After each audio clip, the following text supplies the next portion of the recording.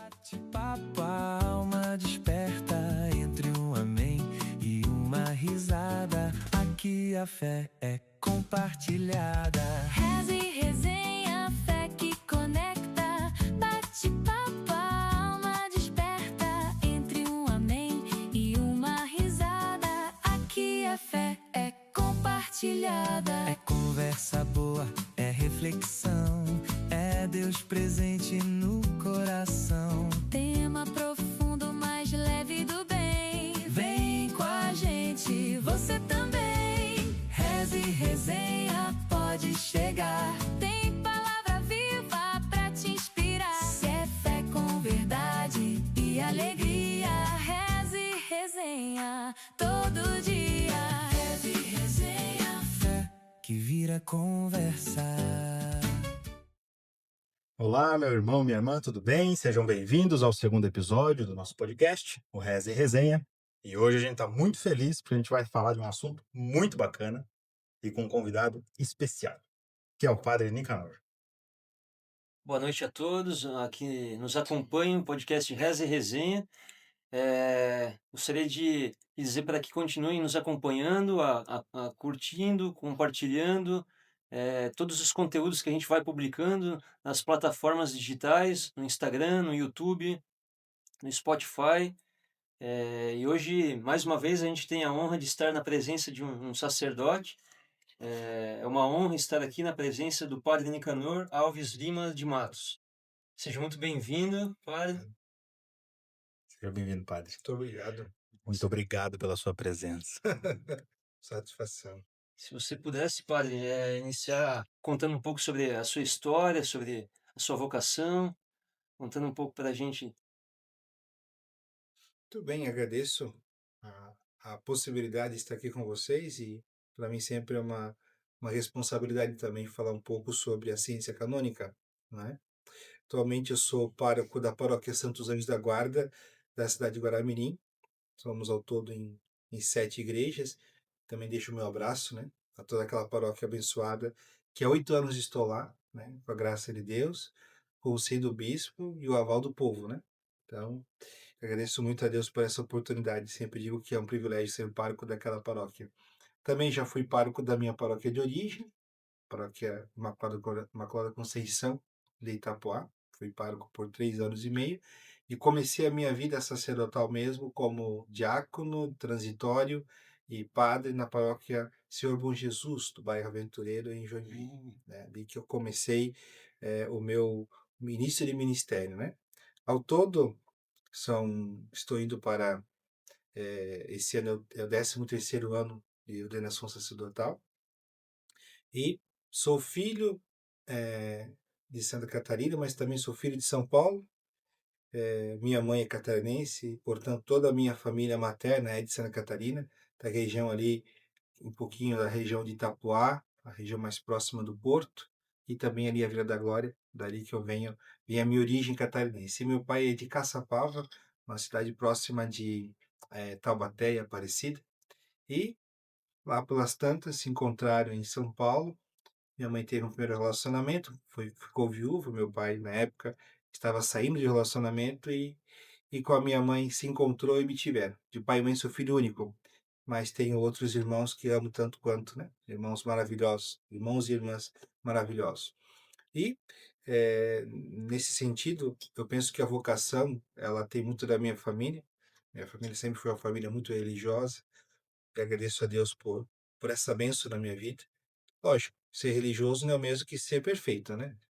Como Claro. toda a família, temos dificuldades, temos defeitos, falhas, mas eu agradeço muito a oração da minha família, né? A vida de oração da minha família, bem como também de tantas pessoas que me ajudaram ao longo da minha caminhada, desde da minha adolescência, que foi quando mais eu senti o chamado à vida sacerdotal, pessoas de Itapuá e de vários cantos, né, que me ajudaram e que forjaram a minha vocação, né.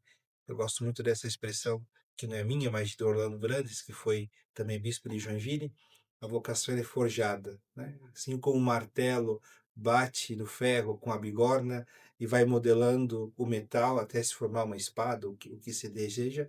assim também é a vocação de um sacerdote, né? Ela é forjada ao longo do tempo. Então, e com a graça de Deus também eu tive a alegria de ser ordenado como Padre Eduardo da Costa. Nossas mães são primas irmãs, portanto também somos primos. E ele é um dos motivos pelos quais eu hoje faço parte dessa história do direito canônico na nossa arquidiocese, né? Interessante. Olha só. Tá no sangue. Tá no sangue.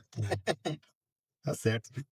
Então, padre, e na sua infância, então, o senhor nasceu em São Paulo e veio para cá bem novinho? Com 10 anos. Bem criancinha ainda. Hum. E como é que era essa vivência criança em Itapoá ali, essa vivência católica? Olha, a minha família, meu bisavô basicamente fundou a minha comunidade de origem, né? Olha só Então que já é massa. algo bem, vamos assim dizer, familiar. Tá bem no E sangue mesmo, então. bem no sangue, né? E também, no início, na minha adolescência, eu cultivei a minha vocação nos grupos bíblicos de reflexão, né? Na época era só grupo de reflexão, Uhum. nas casas, e me chamava muita atenção esse ir ao encontro, né, das pessoas, mas também o que marcou muito foi a religiosidade popular, né? As novenas, Uhum. as procissões que tínhamos, a nossa paróquia ainda hoje é muito grande, né? São 14 comunidades, a paróquia de Itapoá, Uhum. né? Só tem uma paróquia lá. Só tem uma paróquia, né? E uma pessoa muito importante para mim é o seu pároco, o Padre Sérgio, né? Que é de lá também. Padre Sérgio, basicamente, de fato, é meu padrinho de vocação, né? Ele que na minha adolescência me fez o chamado, me fez o convite para o seminário. Então, todo esse conjunto de fatores, família, atividades pastorais, a religiosidade do povo, né? Tudo isso, aos poucos, foi meio que moldando a minha vocação, né? E eu vejo a beleza disso na minha vida, né? Porque um padre não é padre para si, né?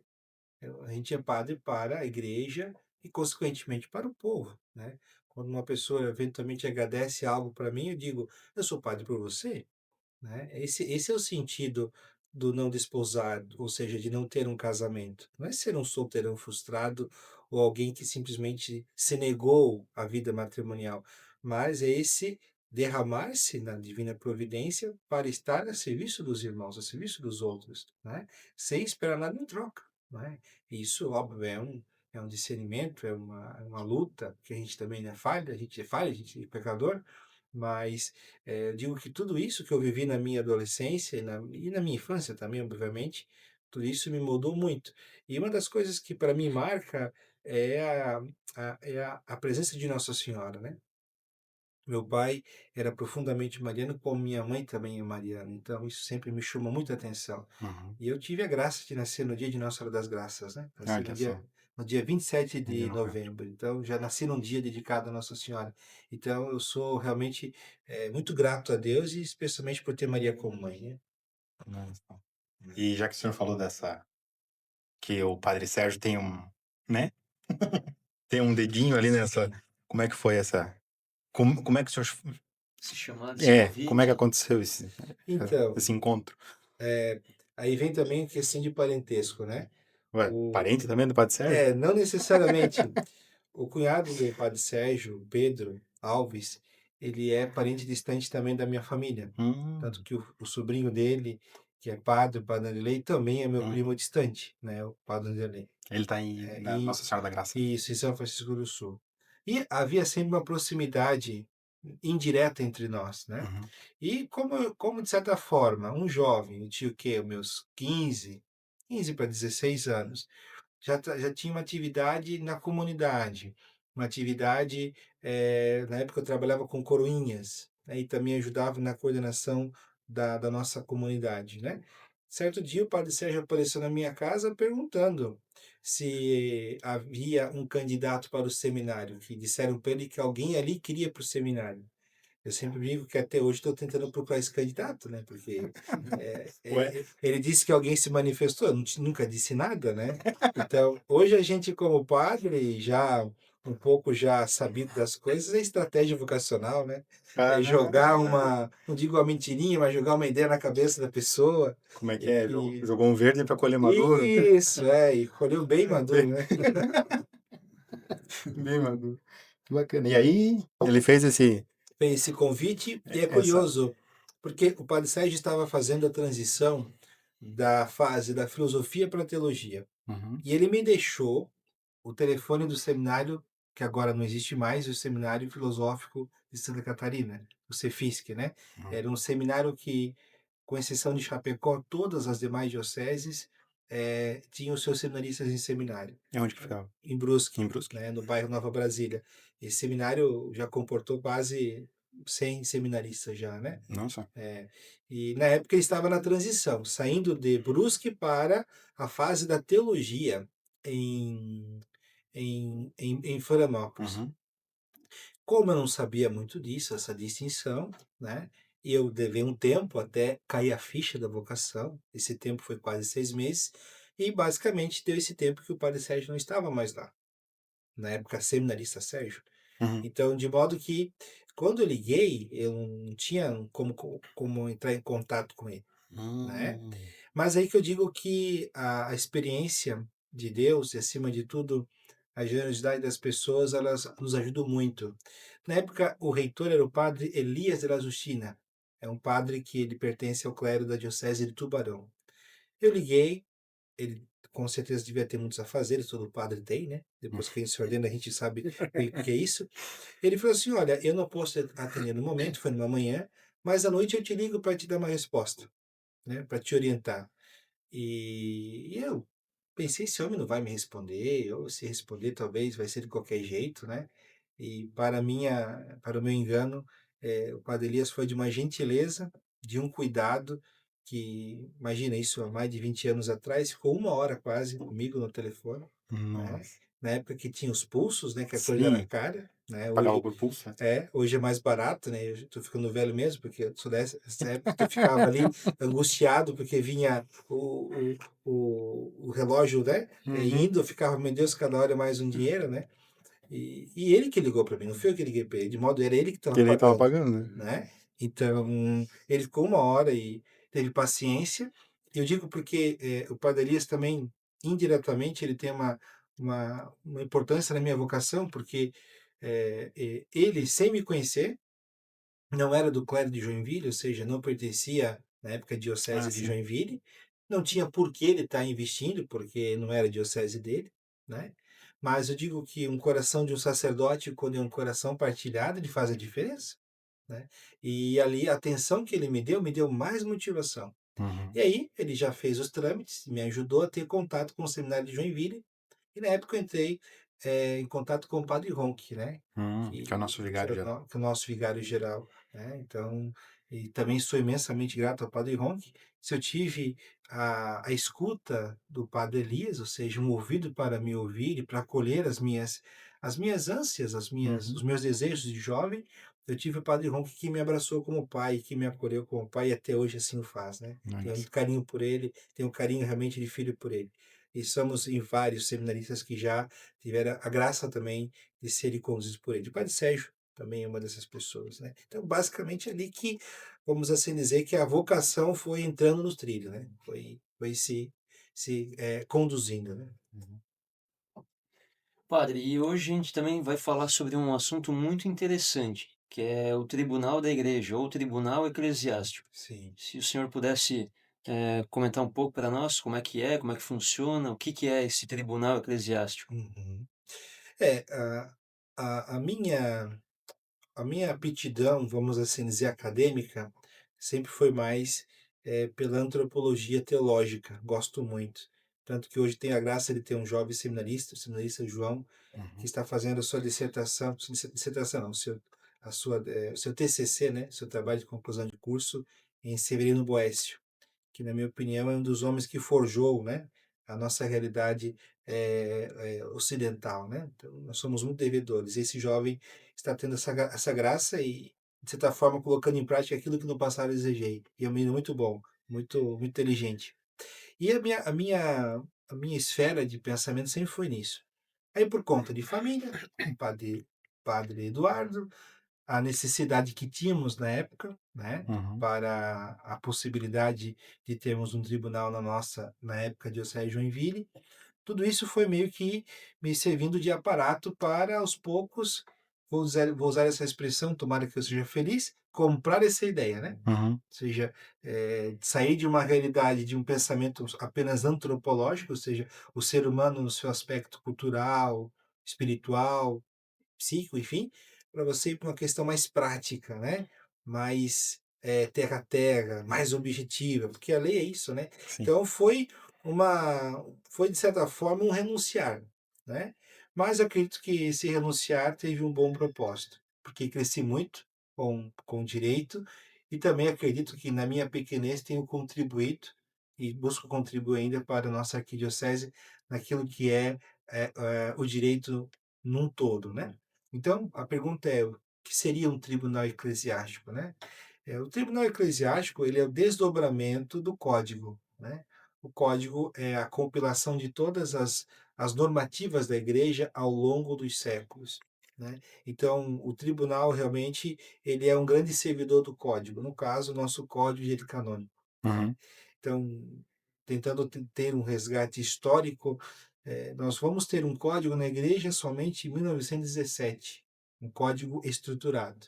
917. 17. Bem recente, então. É recente, Pelo né? tempo da Pelo igreja, né? tempo, né? Mas antes não havia algum tipo de normativa? Havia, mas havia algo mais diluído, se me permite dizer. Cada diocese e província eclesiástica tinha as suas condutas, mas não era uma coisa revelia, uma coisa que cada um faz o que bem Hum. entende. Havia normativas, né, direcionadas à Santa Sé, direcionadas à estrutura hierárquica da igreja, mas não havia uma sistematização, por assim dizer. Havia a lei, Aham. que ao longo dos séculos foi se desenvolvendo, mas não havia uma sistematização. Vai ser em 17, com o Código Pio Beneditino, que foi promulgado pelos papas Pio e Bento, né? Tá aí o nome. E Pio Beneditino. E aí, a partir disso, vem o Concílio Vaticano II, que tenta trazer para a igreja esse olhar mais pastoral, esse olhar um pouco mais habituado aos nossos tempos atuais, né? O Concílio Vaticano II ele é muito mal interpretado até hoje. A finalidade do concílio não é abolir aquilo que a igreja ao longo dos séculos construiu, mas de fato fazer aquilo que nos faz ser católicos na essência. A igreja sempre buscou se adaptar aos tempos sem perder a sua originalidade. E esse é o grande objetivo do Concílio Vaticano II. E o código, ele vai também nessa mesma tendência, né? E em 83, São João Paulo II promulga o código que nós temos atualmente. O Código 17 era um pouco mais rígido no sentido da lei, apenas a lei escrita, por assim dizer. Uhum. Já o Código 83 também tem essa perspectiva, mas no sentido pastoral, no sentido muito mais dialogal com a realidade atual. Então, a partir disso, a possibilidade de termos tribunais eclesiásticos se ampliou mais ainda. Antigamente não tinha? Tinha também, mas com 17 a coisa se ampliou e com 83 se ampliou mais Mas, ainda, né? Mais ainda, né? Então, e o que fez o código ser mais conhecido é o moto próprio Mitis Dux Nomen Iesus, né? Ou seja, Senhor Jesus bondoso juiz, uma tradução livre, que foi o moto próprio que o Papa Francisco possibilitou a acessibilidade para as causas de unidade matrimonial. Então, como é que no Brasil, de maneira mais específica, e no mundo, como é que os tribunais começaram a ser mais conhecidos? E até um dos motivos que nós estamos conversando sobre esse assunto. Porque antes desse motu próprio, né, para que um processo canônico matrimonial pudesse acontecer, ele tinha que passar por duas instâncias conformes. Ou seja, se Joinville dissesse sim, e eventualmente a segunda instância, por exemplo, Florianópolis dissesse não, os dois processos, né, ficavam, vamos assim dizer, no empate, ah, e quem desempatava era Roma. Por isso que todo mundo dizia que os processos iam para Roma. Não é que iam para Roma. Dificilmente as duas sentenças se conformavam. As duas instâncias se uhum. conformavam. Por isso que quase sempre o processo ia para Roma, e aí a demora era maior ainda, Imagina. 15, 20, 30 anos, alguns casos. Nossa. Né? Então, com o motu próprio, Mitis Lex Homo Jesus, o Papa, o que ele faz? Ele diz apenas a partir de agora vai ser necessária uma única instância. Então, Então, isso já eliminou nossa. muita coisa. Né? Então, o fato de ter uma única instância, o que acontece? O que tem como efeito em cadeia? Essa possibilidade e essa necessidade de cada diocese procurar ter o seu tribunal. E para que um tribunal possa existir, é necessário que tenham peritos, pessoas que tenham o mínimo de conhecimento em direito canônico. No caso, o código pede que sejam pessoas tituladas, ou seja, mestradas, tenham mestrado em direito canônico, né? Que foi o meu caso, né? Eu, o Padre Eduardo, o Padre Marcos, que fomos, vamos assim dizer, pioneiros, nós realizamos o nosso mestrado em Londrina. Durante 3 anos, né? Nós deixávamos a paróquia, saímos no domingo à noite e voltávamos na sexta à noite e ficávamos intensivamente em Londrina, né? Estudando, se aplicando. Por fim, defendemos a nossa dissertação, né? E hoje trabalhamos no Tribunal Eclesiástico. Então, é todo um processo em cadeia que faz com que um tribunal possa surgir. Mas, de maneira mais específica, na atualidade, o que mais contribuiu para que os tribunais eclesiásticos pudessem ser erigidos foi o motu próprio do Papa Francisco. Olha só.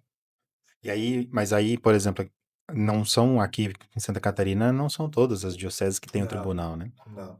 Atualmente, o primeiro tribunal, o mais antigo, é o de Florianópolis, né, Uhum. da Da Arquidiocese de arquidiocese. Florianópolis.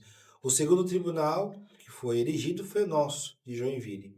E agora, recentemente, foi erigido o Tribunal da Diocese de Criciúma, o qual também hoje eu faço parte. Eu ajudo lá como juiz também estou ajudando lá no tribunal, a pedido do Padre Gabriel, que somos colegas de turma também, colegas de convivência, melhor dizendo, na época do Cefisc, do Seminário de Brusque, não é? Ele me convidou também para ajudar no tribunal de Criciúma. Então, que eu sei hoje, Santa Catarina tem 3 tribunais. E se a gente fosse comparando assim com a justiça comum, né? Uhum. Então, eu sou aqui de Araguá, eu tenho uma causa para uma situação, eu vou entrar no fórum aqui de Araguá. Sim. Quando se trata do tribunal eclesiástico, eu que pertenço à paróquia aqui da Arquidiocese de Joinville, tenho como ingressar em outra diocese? Então, Como é que funciona essa? sim. Basicamente, o tribunal, ele corresponde ao perímetro da sua diocese ou arquidiocese. Isso é fato.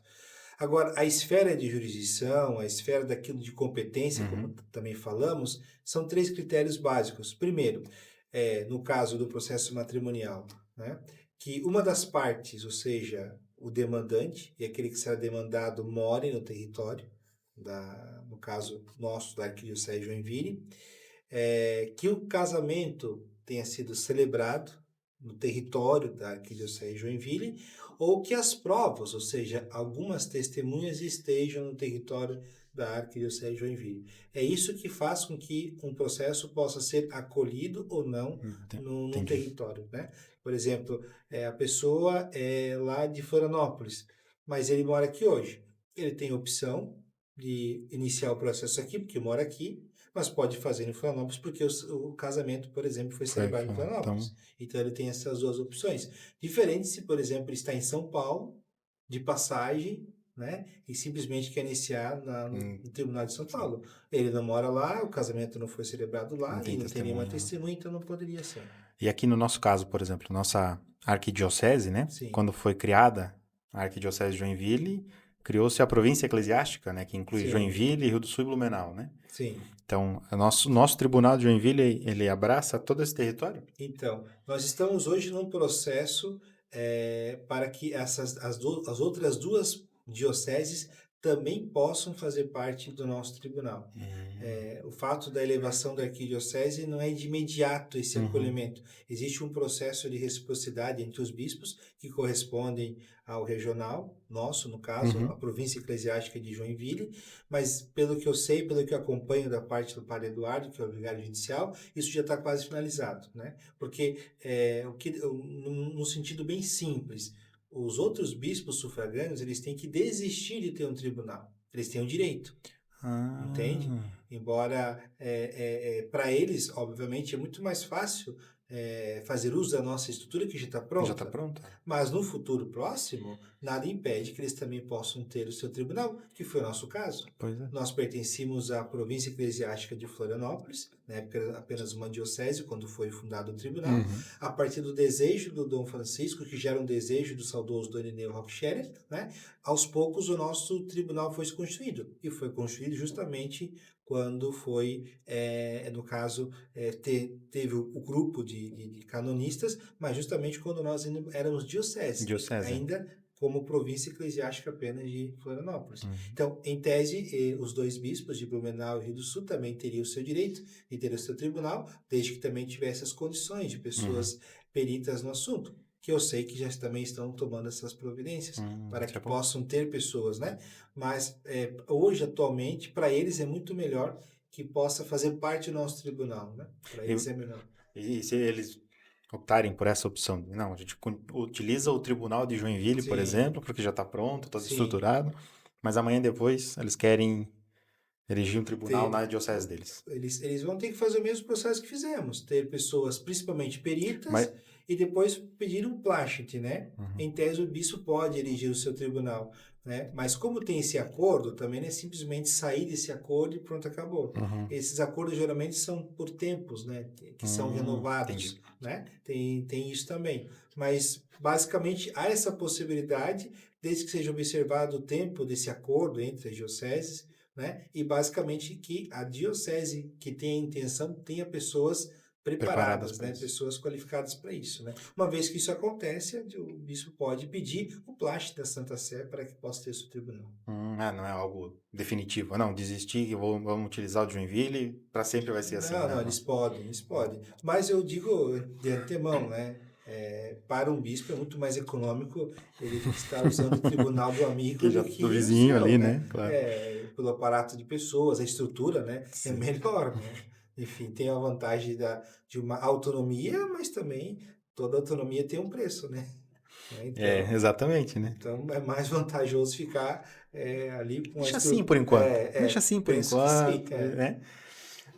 Então, padre, para a gente desenhar um pouquinho mais de forma mais objetiva, como é que é a estrutura do Tribunal Eclesiástico hoje? A estrutura hoje. Tem juiz, porque, por exemplo, na justiça comum a gente tem juiz, tem advogado, tem promotor, né? Sim. Como é que funciona isso dentro do direito canônico? Então, quando Dom Francisco desejou construir o tribunal, ele teve uma atitude simples, no sentido de apenas pedir para as causas matrimoniais, um tribunal apenas para as causas matrimoniais. Na época foi esse pedido, usando a expressão humilde de Dom Francisco. Mas a Santa Sé, quando respondeu, deu para todas as causas. Todas as Liberou causas. Para todas as causas em que o tribunal diocesano, arquidiocesano, pode desempenhar. Então, basicamente hoje, o tribunal, o cargo-chefe, os 90% são as causas matrimoniais. Mas ele também opera em processos penais de sacerdotes ou outros processos ligados àquilo que seria a nossa realidade arquidiocesana, que o direito permite, né? Então, basicamente, hoje nós temos a figura do vigário judicial, como já disse, é o padre Eduardo. Eu sou o defensor do vínculo e também promotor de justiça. O defensor do vínculo é o oficial que vai defender o vínculo do matrimônio. Não é aquela pessoa chata que vai estar dizendo, não, as duas pessoas estão ali dizendo que o seu casamento é nulo e eu vou dizer que não é nulo. Não, eu tenho que dar fundamento para dizer se é nulo ou não. Né? Ou seja, não é eu dar uma opinião apenas aleatória. E também sou promotor de justiça para os casos penais, para os casos, especialmente processos relacionados a clérigos. Então, eu estou mais assim nesse sentido de promotor mesmo, no sentido civil, nesse caso. Não muito próximo. Enquanto o defensor do vínculo é aquele que vai ver, vai proteger, resguardar a sacralidade do matrimônio num processo canônico, eu tenho que servir como promotor de justiça, ou seja, tenho que estar defendendo aquilo que seria a realidade da igreja, ou seja, num todo, né? Quando é afetado, seja por um fato de um colega sacerdote cometer algo errado, ou enfim, quem que seja. Então, existe essa figura do promotor e defensor do vínculo. Existe a figura dos juízes auditores, ou auditores. que são aqueles oficiais que vão escutar as oitivas, ou seja, os testemunhos. Né? Eles vão ser aqueles que vão estar escutando basicamente aquilo que é o cargo-chefe de um processo canônico, que são aquilo que as pessoas que são arroladas, que são é, é, é, apontadas pelas partes, então é ele que vai fazer esse trabalho, que eu sempre digo que é um trabalho muito importante, porque é ele que garimpa, né, os Uhum. elementos, é ele que garimpa os argumentos. Né? Também temos a figura dos advogados canônicos, ou patronos, como chama o código, Uhum. que são as pessoas que se pede que sejam também formadas ou tenham alguma especialização na área de direito canônico, que vão orientar as pessoas, naquilo que seria o desenvolvimento do seu processo. Uhum. Isso numa esfera, vamos assim dizer, do direito matrimonial. Certo. Já na esfera do direito penal, tem que ser pessoa titulada, tem que Sim. ter o mestrado ou doutorado em direito canônico. Uhum. Né? E muitos dos processos penais também há necessidade de ter doutores. É doutor hoje em direito canônico na nossa arquidiocese, nós temos apenas 2 padres emprestados, que é o padre Marcos Adelino, é um padre que pertence à Prelazia do Opus Dei, que ajuda já aqui a atender as pessoas que fazem parte da Prelazia do Opus Dei, e com muita gentileza está ajudando o tribunal, e o padre De Buchmann, que também hoje é padre do clero da Arquidiocese de Curitiba e trabalha no Tribunal de Curitiba e ajuda. São os únicos doutores que temos. Porque em alguns casos também nós temos que ter pessoas com a titulação de doutor Uhum. para poder atuar em alguns processos, dependendo do tipo de processo. Então, e temos aí os funcionários, né, que são a locomotiva do tribunal. Ah, sim. Temos a chanceler, que hoje é a Carla, né, uma menina que trabalha de maneira muito espetacular no tribunal. Temos a Ana, que também serve hoje como a secretária, que acolhe os processos e orienta as pessoas, né, que também ajudam e muito, né, naquilo que é a percepção primeira. Né, ela faz esse primeiro contato, e tem a Gisele, que hoje é arquivista, que também ajuda na questão dos arquivos do próprio tribunal, né? Que são elas que colaboram diretamente com o padre Eduardo naquilo que é a estrutura do tribunal, juntamente com os outros oficiais, né? Uhum. Essas, no caso, falando aqui de Joinville, é lá na Cúria. Isso, lá na O Cúria. tribunal, a Isso, sede é na Cúria. lá na Cúria, Uhum. né? Lá no centro de pastoral. Né? Uhum. E também a gente tem, além da toda essa estrutura que o senhor falou, também tem o serviço pastoral, E que também auxilia, que são os leigos que também auxiliam isso, nesse processo que você também, matrimonial, por você exemplo. faz parte também, né? Existe a pastoral judiciária, que é um conjunto de pessoas que, quando a gente fala pastoral judiciária, de maneira própria somente para as causas de nulidade do sacramento do matrimônio, Uhum. né? Então, é um grupo de pessoas que ajudam desde o acolhimento, orientação, discernimento dos processos, né? Porque às vezes a pessoa ela está muito movida pelo sentimento no processo. Ela está muito movida mais pela gana de querer ganhar o processo. E um processo de unidade não se trata em ganhar um processo. O que o processo de unidade se preocupa é em deixar claro os fatos que fizeram com que, eventualmente, a pessoa se equivocasse e tivesse um casamento que foi nulo, né? Uhum. Que foi passivo de nulidade, Sim. né? Melhor dizendo, né? Então, e a pastoral ajuda muito nisso, né? E como é que é essa pastoral hoje na nossa diocese? Então, basicamente todas as nossas comarcas têm um representante, Isso é bom. né? A nossa tem uma representação bem significativa, né? Uhum. E eles que ajudam hoje a, as pessoas a elaborar o seu libelo, basicamente. Sim. No início do tribunal eu fazia esse trabalho, eu ficava lá ou uma ou duas vezes por semana, atendendo as pessoas para ajudá-las a elaborar o seu libelo e conduzir o seu processo. Graças a Deus esse trabalho não foi mais necessário, e as pastorais, que aos poucos foram se incorporando à pastoral judiciária, entre elas a pastoral familiar, Uhum. movimentos como o Cursilho, ECC também sei que colaboraram, Que não bacana. é? Aos poucos foram montando essa estrutura que é a pastoral judiciária. E hoje podemos dizer que todas as nossas comarcas têm um representante que ajuda. Todas as comarcas têm, mas nem todas as paróquias têm. Uhum. Sim. Então, né, como a PASCOM, né? Eu vejo a É, minha paróquia não tem Pascom ainda, sonho que tenha um dia, né? já fica a dica, pessoal. Já fica a dica. Eu já falei com alguns lá, né? Já Hum, plantou a sementinha. plantei a sementinha. Mas seria muito estranho, né? O promotor de justiça e não ter, né, uma pastoral judiciária na sua Sim, paróquia, né? né? Então isso tem, pelo menos, lá, né? Ia ser como aquele ditado, né? Casa de ferreiro, espeta de pau. Então seria bem chato. Então temos, né?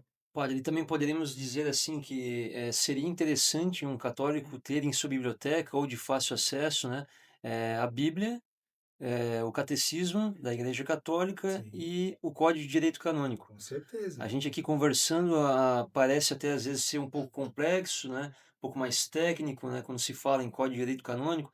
Talvez isso seja só para os juízes, promotores ou pessoas que pertencem às pastorais, mas não, né? Poderia se dizer que os católicos também deveriam ter acesso a essa leitura e Com ter esse certeza. entendimento, né? É. Eu brinco que o código hoje está como no meu tempo de criança, assim, né? Era muito comum a Bíblia Ave Maria, né? Então hoje nós chegamos a um patamar em que nós temos já duas versões do código no Brasil. A mais comum, como a Ave Maria, que todos nós a conhecemos, que é a mais popular do Brasil, que é o código da edição Loyola, que tem as anotações de um dos maiores canonistas que já tivemos, se não o maior, na minha opinião, que foi o padre Jesus Hortal, um padre jesuíta, falecido acho que ano passado, ou retrasado, que em tempos onde a internet era algo muito precário e as informações eram basicamente compiladas, ele fez um trabalho titânico no Brasil para dar acessibilidade ao código, né? Os primeiros livros que falam de direito canônico, direito matrimonial, né, são do padre Jesus Hortal, né? E o código de Loyola vem com várias interpretações, vários pensamentos, várias argumentações do padre Jesus Hortal, né? O código que nós temos. Uhum. E agora temos o código das edições CNBB, faz que eu não tive muito acesso a ele. Penso que também foi um trabalho muito bem feito com a equipe responsável, que tem essa outra versão, é uma outra versão que também temos para o código no Brasil. Mas o Jorge está certo, né? Eu acredito que são esses três livros que deveríamos ter, né? A Sagrada Escritura, o Catecismo e o Código Canônico, né? Então a nossa biblioteca aqui tá defasada, cara. Tá Tá faltando precisando, código, Todo código. né? precisando. Código bem bacana ali. Sim. E assim, atualmente o código promulgado que é utilizado hoje, ele é de 1986, 83. 3. 83. Foi promulgado por São João Paulo II. Ele dizia que era o último documento do concílio, né? Ou ao menos essa expressão se expandiu pelos séculos, né? O concílio teve seus vários documentos, as suas várias atas, as suas várias reflexões, e a última reflexão dele é o código, né? Então foi promulgado por São João Paulo II.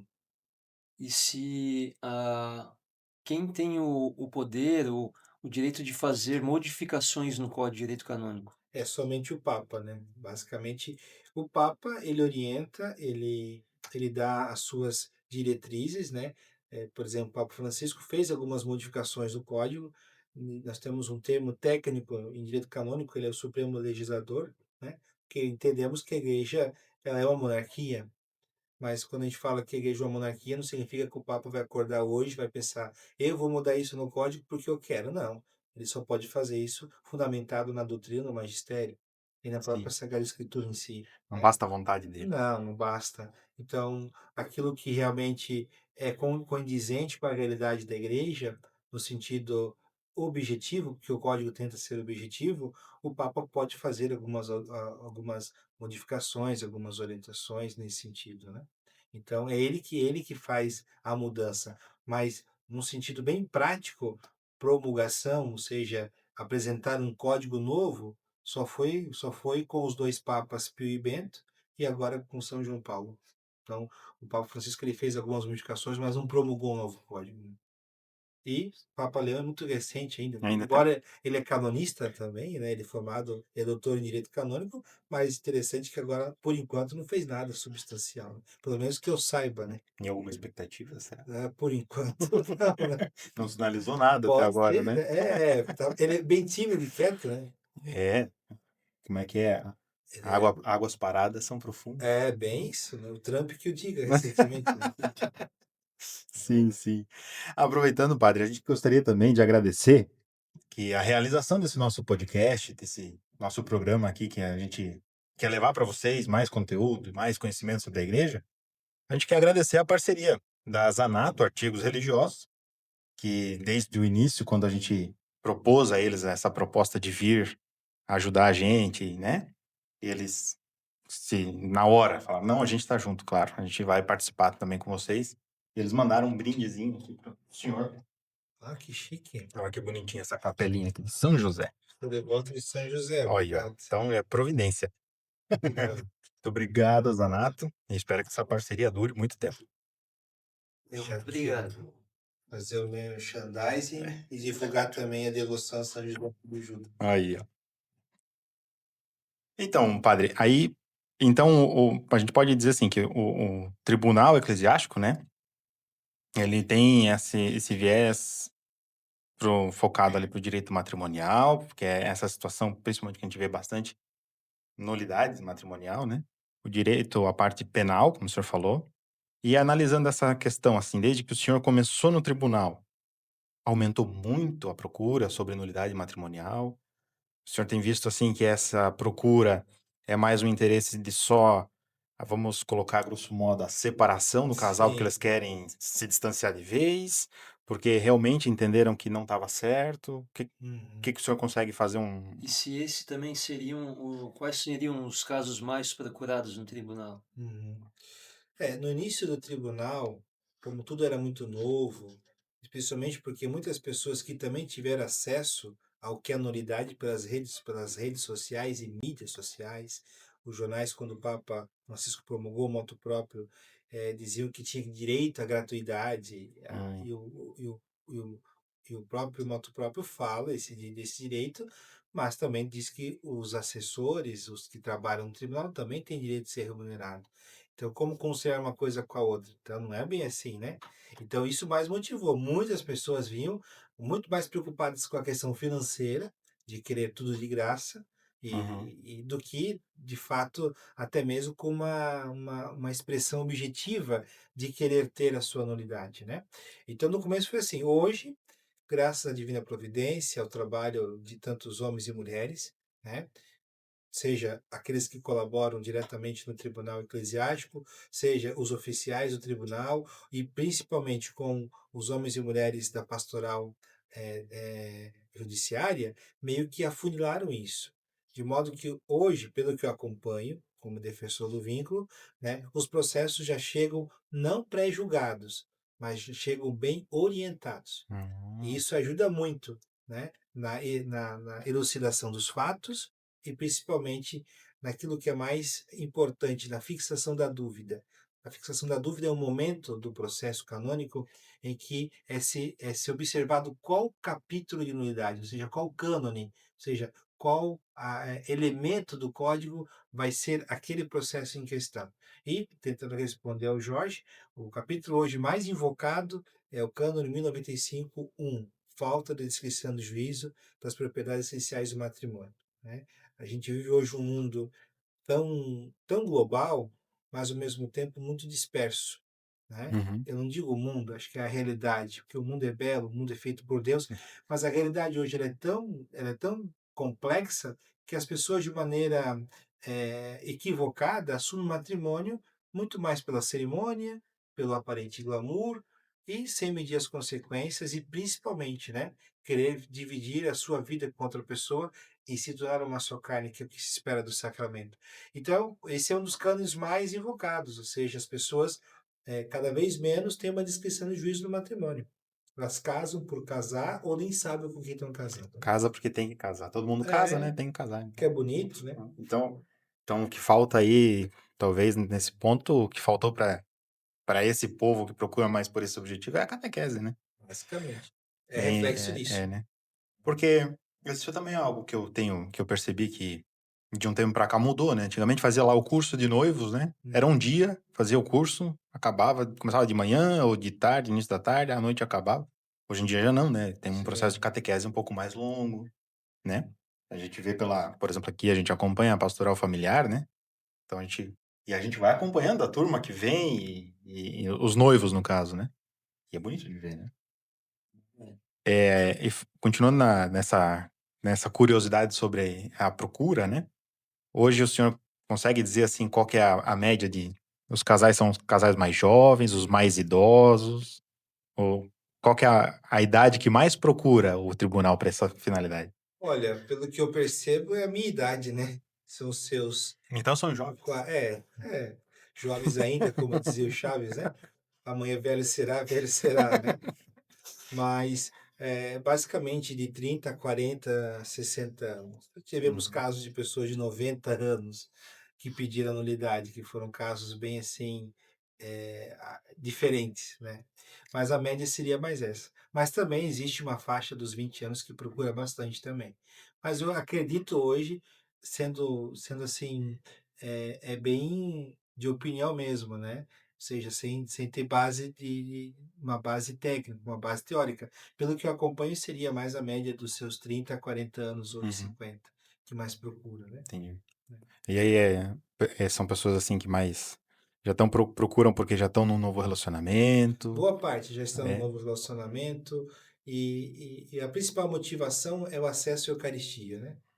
A que principal pega motivação bastante. é a boa parte das pessoas que a gente percebe que tem piedade, ou seja, fé, Uhum. o que eles mais querem é o acesso à Eucaristia. Teve um caso que eu acompanhei aqui em Guaramirim, de um rapaz que depois que ele casou, tal, eu achei interessante a palavra que ele usou, padre, eu fiz tudo isso porque eu desejei restabelecer a minha dignidade. Não que ele tenha perdido a dignidade de ser filho de Deus, de ser filho da igreja, não é isso. Mas eu acho que por tudo que aconteceu na história pessoal dele, ele se restabelecer a dignidade, ele se encontrar com a sua história e se reconciliar com ela. Então, uma das coisas que eu vejo isso, as pessoas querem se reconciliar com a sua história, né? Teve um caso de uma senhora que eu atendi, que ela já estava em câncer em fase terminal. Não havia nenhuma necessidade de conduzir o processo, É. tendo em Uhum. vista a dificuldade, mas ela queria realmente por um ato de fé, né? Olha só. Para estar reconciliada com ela, com Deus e com as pessoas. Achei interessante isso. Infelizmente, pelo próprio andar da situação da doença, ela não conseguiu concluir Uhum. o processo dela, mas eu achei interessante essa necessidade de realmente buscar, né? Não apenas como um ato pessoal, Só até, para né? se separar, que nem o pessoal Isso, fala, né? né? Ou um fato oficial, É. mas realmente pela beleza do sacramento, né? Acho que e muitas pessoas procuram para Tinha um isso, motivo bem mais profundo, né? bem mais profundo, né? Tem algumas pessoas que às vezes são muito inconsequentes, são muito passionais, ou seja, só vão pelo sentimento. Tem, mas hoje, basicamente, eu estou indo para 10 anos, acho que meus cálculos não sou muito bom em números, né? Mas eu acredito que hoje, quase nesses 10 anos que eu estou ali junto ao tribunal, com toda a realidade, até quando era Câmara, eu acredito que hoje boa parte das pessoas hoje tem bom propósito. Boa Uhum. parte, se não todas, né? Sim. Tem bom propósito, né? E assim, padre, a gente sabe que também a gente vive num mundo muito acelerado, né? Então, às vezes, essa vontade de casar rápido, ou por algum motivo ali, né? Pode acontecer de casou e às vezes não deu certo. Mas não é assim também, vou casar e se não der certo, eu Separa. vou anular o casamento, né? Hoje, se fosse dizer assim, o que que o que causaria uma nulidade matrimonial? Então, eu sempre gosto de comparar a nulidade, os elementos de nulidade, com os estados da água, né? Sólido, líquido e gasoso. Existem vários fatores que podem contribuir para a nulidade, até um processo de habilitação mal feito, por exemplo. Mas, de maneira bem clara, 90% são vícios de consentimento. O que é um vício de consentimento? A pessoa ela casa sem saber por que está casando. Então, são três possibilidades que mais se adequam a isso. Primeiro é o medo, depois a coação e o engano. O medo, por isso que eu comparo com os estados da água. O medo é como o gelo, você pega, você sente ele. Ele é bem, obviamente, sólido, né? Embora ele vai aos pouquinhos também se tornando líquido, né? Mas ele é mais sólido. Já aí nós temos a outra possibilidade, que é a coação, quando você é empurrado ao casamento. Essa coação pode ser circunstancial, exemplo, uma pessoa que casou porque estava grávida, ela pode ser moral familiar. Uhum. Exemplo, ela casou, né, porque o pai e a mãe disseram que ela tinha que casar, que ela não podia ficar para a titia, né? Ou seja, ela foi empurrada, ou o casal já está, sei lá, há 10 anos, 20 anos noivos, né?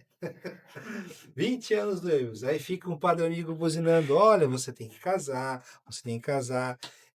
Pode parecer uma coisa meio boba, mas indiretamente é uma coação. Isso é um elemento de unidade.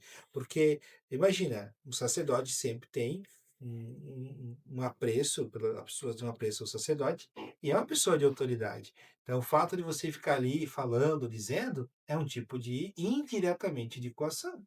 Por mais que até a pessoa não entenda, já falei um pouco para ti sobre isso, mas indiretamente é. E tudo aquilo que é dessa esfera. Então, a coação, ela pode ser circunstancial, ela pode ser de um familiar, ela pode ser de uma realidade social. Exemplo, era muito comum. A guria perdeu a virgindade, tem que casar, Uhum. né? Existia até nas famílias, né? Digo porque na minha família, que é uma família de agricultores e pessoas simples, dizia que fulana foi roubada, Hum. né? Eu sou dessa época ainda, Sim. né? Tinha algumas primas que foram roubadas. E aí dizia: agora que você comeu a carne, vai roer o osso. Ah, é bem É, conhecido esse é um ditado. costume bem assim de quem é da região de sítio, né? Então, se um pai e uma mãe diz isso, é uma coação, né? Então, é óbvio que a afetividade, a sexualidade, ela é destinada dentro do casamento, mas não é porque a pessoa não casou, obviamente, né? Ela teve fora do casamento, isso que ela vai ter que casar com quem teve, mas existia essa mentalidade. Ah, pois é. Então, a coação, a pessoa é empurrada. E outra possibilidade é o engano, né? Então, quando digo que o engano, desculpa, o engano depois é a coação e o engano, isso. Então, enquanto a coação ela é muito mais próxima do nevoeiro, ou seja, daquilo que é nebuloso, né? Então, a coação, o engano, ele é mais próximo do estado líquido mesmo, quando eu gosto de comparar. Uhum. Porque você sente, mas logo sai da tua mão, né? Você não consegue reter a água, né? Um nevoeiro, certo? Você consegue, ao menos, visualizar ele. Uhum. Por isso que eu falo que a coação ainda você consegue visualizar. Já a água, ela cai na sua mão, pronto. Você não consegue, né? É, ela escapa. Embora você pode ver uma chuva, pode ver uma Sim. cascata, mas o que eu digo é no sentido de tato, você Uhum. pegar. Quando você vai ao encontro de um elemento de unidade, você quer sentir ele. Então, o medo, ele é bem palpável. A coação, ela é nebulosa. E já o engano, ele passa pela sua mão, você sente, mais rápido ele se esvai. E geralmente o engano, ele se dá com a pessoa ou eventualmente com o próprio sacramento. A pessoa antes do casamento era uma coisa e depois passou a ser outra pessoa, né?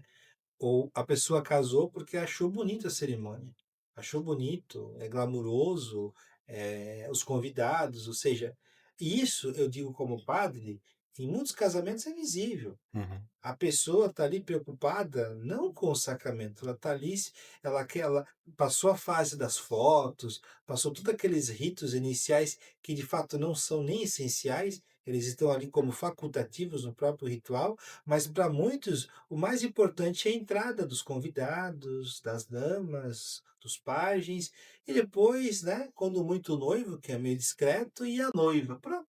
Aí depois você começa a cerimônia, eu sempre digo, quando eu celebro um casamento, eu digo, o Senhor esteja convosco, e ninguém responde, eu já me pergunto, o negócio vai ser difícil, né? Então, já percebe que a pessoa e os convidados, enfim, ninguém está ali pelo sacramento, infelizmente é uma realidade. Ou seja, é visível que a pessoa está ali não para casar, mas para ter um evento social, e o Exatamente. casamento não é um evento social apenas. Ele passa por um evento social, a cerimônia, Sim. mas ele é o desdobramento de uma vida, né? Então, eu digo que os casamentos mais belos, não que as pessoas que tenham a capacidade, condições de fazer uma boa festa não Claro. seja importante, mas os casamentos mais belos que eu celebrei são os mais simples, os que não se preocupam com muita coisa, Uhum. né? Onde a pessoa está ali realmente pelo sacramento. A festa, ela é um desdobramento da coisa, não é a finalidade última, né? Tanto que tem muita gente, às vezes, que já está tanto tempo junto, né? 10, 20, 30 anos, não querem casar porque estão preocupados com festa. Eu digo, mas da onde? E você tem que estar preocupado com isso, né? Sim. Então, muita gente, Jorge, casa só pela festa. E não são poucos. Se É vocês parar bastante. para pensar, pessoas próximas, amigos ou até familiares, fizeram isso só pela festa. Seja, Sim. seja qual a quantia gasta na festa. E às vezes, não é porque fez uma festa de arroma, não. Fez uma festa bobinha, está casando só para aquilo ali mesmo. Não pelo sacramento, né? E é um sacramento diferente, assim, do batismo, Sim, da crisma, que é o sacerdote sim, que está realizando o sacramento ali, sim. né? O casamento, o sacerdote assiste o casamento, né? Assiste. É o casal, né? É o noivo e a noiva que estão ali realizando o Sim, sacramento, né? É sim. bonito de se pensar assim, É. né? E aí as pessoas, às vezes, é aquilo que a gente falou antes, falta a catequese para entender justamente esse ponto, né? Sim. Os ministros do casamento são os noivos, É. né? Nós do rito latino, o rito oriental, o padre já tem uma certa necessidade, porque a bênção sacerdotal, ela arremata o sacramento. Uhum. De fato, também tem essa concepção para os católicos orientais dos noivos enquanto Sim. ministros, mas o padre com a bênção arremata. Já para nós como latinos, não, é somente o sim dos noivos que é Hum. essencial, né? Mas tanto na forma latina como a nossa a Na forma oriental. latina, como oriental, é essencial o sim dos noivos. É isso que faz com que o casamento de fato aconteça. Mas então no rito oriental, se precisa da bênção do sacerdote, o diácono Não pode? pode, não Não pode. pode, não pode Ixi, diácono, tem que ser tem o que ser um sacerdote. sacerdote. Olha Ou o só. bispo, né? Uhum. Seja o sacerdote ou o bispo, não pode, senão o casamento é nulo. Porque a bênção, como eu digo, é o sim dos noivos, obviamente, mas ele dá aquele arremate. Entendeu? É ele que vai fazer aquele rebite da coisa, assim, o rebite, né? Antigamente tinha aqueles navios como o Titanic, né? Que tinha Sim. os rebites que Uhum. arrematavam lá. Então, essa benção é um pouco isso, né? E muda, por exemplo, se for fazer a celebração, o casamento entre uma pessoa que é do rito latino e do oriental, Então, se um isso muda oriental alguma coisa? a igreja sempre preserva o direito dos ritos, né? A igreja são, se eu não estou enganado, são 24 ritos, 24 formas diferentes de celebrar a Eucaristia, de viver a fé, Uhum. né? E todas essas igrejas formam a única igreja que é a católica. O nosso rito é o maior e o mais conhecido, que é o latino. Aham. Mas existem outros. Aqui o mais próximo de nós, que nós temos muitas pessoas, é o rito ucraniano. Então, se o João é ucraniano e a Maria é latina, pelo fato do João ser latino, ucraniano, tem que ser um sacerdote que possa assistir o casamento. Precisa ter um sacerdote, não adianta, Viu? né? Fica esperto quando você for É, procurar a noiva, Jorge. é, é, Pergunta qual que é o rito que ela segue, isso, se é latino, se é tem que ver, oriental. porque senão dá dificuldade. Vai complicar um pouquinho. Não pode ir diácono daí. Tem que ser padre. Padre, e assim, para entender um pouco melhor também, por que essas subdivisões em ritos? Bem, isso é devido à história da igreja, né? A igreja, no início, ela sempre, a gente fala em sinodalidade hoje, né? A Uhum. igreja sempre foi sinodal. Até mesmo em outros períodos que foi acusada de não ser, como na época medieval, que já é também um termo pejorativo, a igreja sempre foi, né? No início da igreja mesmo, lá nos primórdios, havia a pentarquia, que eram os 5 principais patriarcados, 5 principais igrejas, né? No período antigo. Jerusalém, Alexandria, Antioquia, Constantinopla e Roma. Uhum. Eram os 5 grandes patriarcados. Esses 5 grandes patriarcados, aos poucos, ele também tinha as suas subdivisões, as suas maneiras de viver a fé católica e as suas tradições. Exemplo, um rito antigo, segundo a tradição, foi fundado pelo próprio São Tomé, é o rito Malabar, que é o rito lá da Índia. Segundo a tradição, São Tomé foi lá na Índia e fez o seu apostolado lá e lá Uhum. fundou o rito Malabar. Então, geralmente, Jorge, esses ritos eles estão muito associados à fé dos apóstolos. Algum apóstolo fez isso, algum apóstolo fez aquilo outro, e deu esse desdobramento desses 24 ritos, que é até interessante, né? Se a minha memória não está errada, acho que são 24 ritos. 12 vezes 2, 24, né? né? né? É até curioso. Eu acho que são 24, se minha memória não está enganada. Mas não quer dizer que os apóstolos fundaram Sim, diretamente. sim. Mas muito desses ritos está com essa característica da fé dos apóstolos, porque quando a gente fala em Igreja Católica, as pessoas acham que a Igreja Católica é um bloco monolítico. Uhum. Não, ela tem as suas várias expressões, e aí que é a beleza da igreja, né. A palavra católico significa universal, justamente por essa universalidade, das várias formas, das várias culturas, das várias etnias, das várias maneiras que se pode, viver a fé e celebrar essa fé. Então os ritos são isso, e vão tendo as suas tradições particulares. E aí vem a missão do Papa. A missão do Papa é fazer com que todos se unam na caridade, que todos vivam a dimensão do evangelho com a sua particularidade. No mundo onde se fala tanto em igualdade, né, Uhum. no sentido, né, a igreja ela fala numa diversidade, mas numa diversidade positiva, né, no sentido de cada um com a sua expressão, com o seu jeito de ser um complemento disso. Mas muitas vezes o que chamam de diversidade é ser igual ao outro, né? Você que me entende, né? Sim. Padre, e assim, digamos que uma pessoa nasceu, por exemplo, na China, na Índia, ela cresceu vivendo em um determinado rito, mas por algum motivo ela se mudou para outro país que possui outro rito. Sim, O que muda para ela? Ela poderia frequentar, sim, e o que tranquilamente. que teria de mudança para ela, assim? Basicamente uma adaptação para a realidade que ela vive, né. Exemplo, os ritos orientais, quase todos eles, vamos citar o ucraniano, a criança é batizada e crismada no mesmo dia em que ela é batizada, é tudo feito no mesmo momento. Isso Ou antigamente seja, no rito latino também não era assim? olha, tempos atrás se fazia isso justamente pela dificuldade do sacerdote fazer o apostolado, Hum, né, as chamadas desobrigas que diziam. uhum. Então o padre ia lá e batizava e crismava todo Já fazia mundo, numa seja o velho, seja a criança, todo mundo. fazia um pacote. Era um pacote. Agora, justamente por conta dessa acessibilidade que temos hoje cada um pode ter acesso ao bispo, né? O ministro próprio do batismo é o É o bispo, bispo, né. né? Então, eu até sempre eu primo muito com a presença do bispo na paróquia, porque quando é que muitas vezes um jovem vai ter o acesso ao bispo? No dia da sua crisma? Talvez seja Exatamente, só né. aquele dia, né? Não porque o bispo não possa, mas é porque a agenda de um bispo, se um padre, Já é a bastante agenda de corrido. um bispo, né? Mas, basicamente hoje, na Igreja Latina, né, só em casos excepcionais um padre celebra a crisma, mas ordinariamente é É o o bispo, né. bispo. Mas nas igrejas orientais não, né, justamente pela dificuldade de sacerdotes. Se nós hoje, como latinos, que somos o maior rito, temos dificuldade de padres, Imagina. imagina os ritos menores. Então, por isso que é muito mais prático para eles batizar e crismar no mesmo dia, né? E quando é o caso, como o Jorge falou, eu estou lá no acontece muito com os ucranianos. Tenho muitos amigos ucranianos, né? Realmente é um rito que eu admiro, tenho um carinho muito grande, né? Muitos ucranianos vão na igreja latina, que também é católica, Sim. justamente porque não tem como ir na sua missa.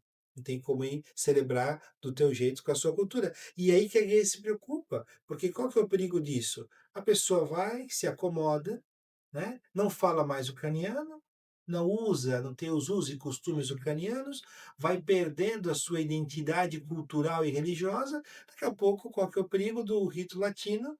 Só Meio que, né, consumir, né, uhum. o rito oriental. Por isso que na igreja, a igreja sempre defende de maneira mais própria os ritos orientais. Ela sempre vai tentar dar um jeito para que o menor rito, que no caso é um oriental, ele possa ser vivido e celebrado. Uhum. Aqui na nossa região, que eu saiba, nós temos uma comunidade que pertence ao Padre Jomar, em breve vocês vão Sim. entrevistá-lo, até Uhum. comente sobre isso, né? Ele tem uma igreja birritual, que ela é latina e é Oriental. ucraniana, Uhum. aonde se celebra a missa ora em latim, na nossa língua Uhum. vernácula, né, o rito latino, e ora se celebra no ucraniano.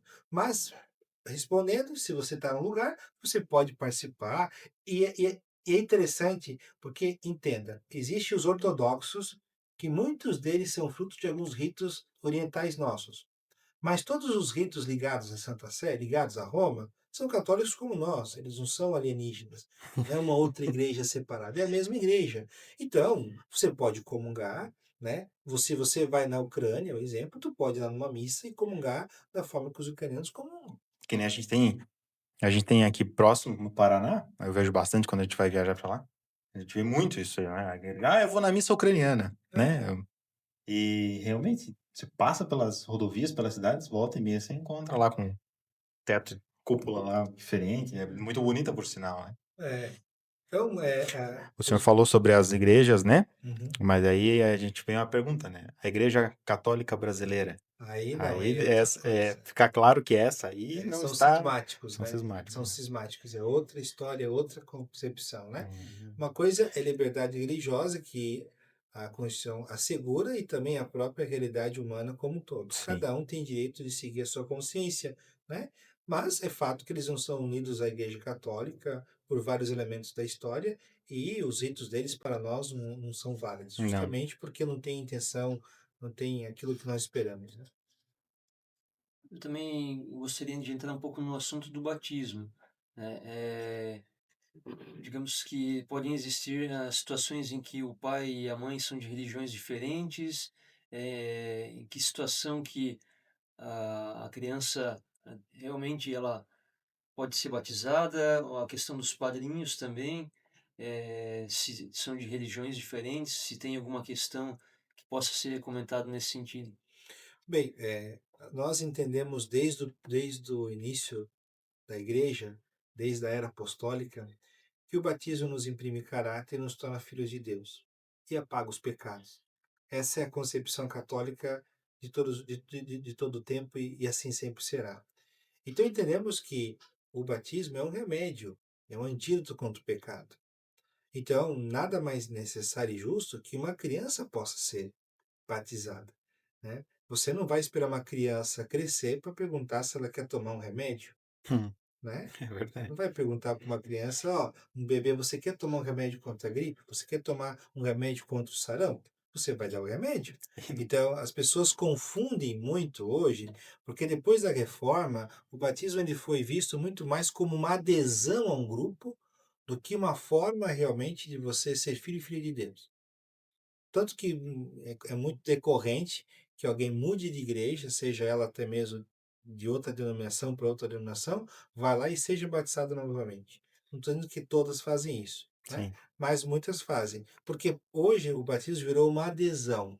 A Igreja Católica, quando alguém de maneira legítima batizado, ou seja, quando tem uma intenção e a pessoa é batizada em nome do Pai, do Filho e do Espírito Santo, se a pessoa é batizada, a igreja não vai batizar de novo. Ela vai fazer um outro processo, que é um processo de admissão à fé católica, onde a pessoa vai rezar o Creio em Ser Constantinopolitano e vai afirmar que ele diz ser católico. Mas para nós, entendemos que ela já é filha de Deus, já é um filho de Deus quando é um homem, né? Então, uma das dificuldades hoje que se tem é que entende que o batismo ele é uma adesão a um grupo. Não, o batismo ele nos faz ser filhos e filhas de Deus e, consequentemente, apaga o pecado.